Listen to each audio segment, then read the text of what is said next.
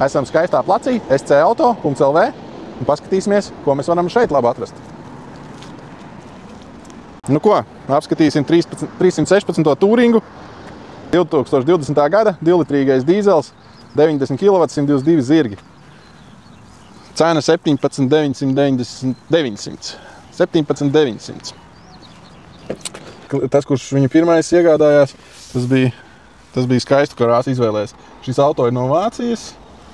Visas klīmas, ekstras, gājēja detektors, apdara, LED, servis vēsture.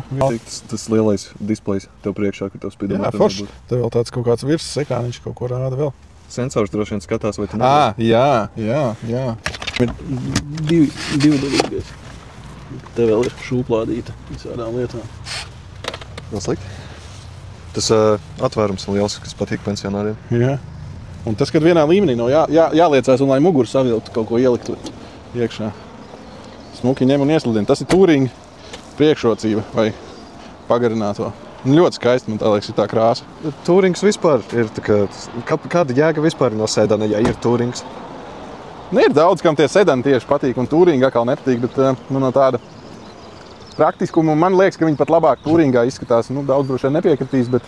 Es tev piekrītu. Man labāk patīk Touringā, kā tās mašīnas izskatās visus. Nosaukums arī BMW, zin, kā Audi sauc tos vagonus par Avantu. Tas tāds, bet Tourings izklausās afigena. Opelim vai nebija sportvagoni? Sportvagons un Tourings izklausās labāk par sedanu.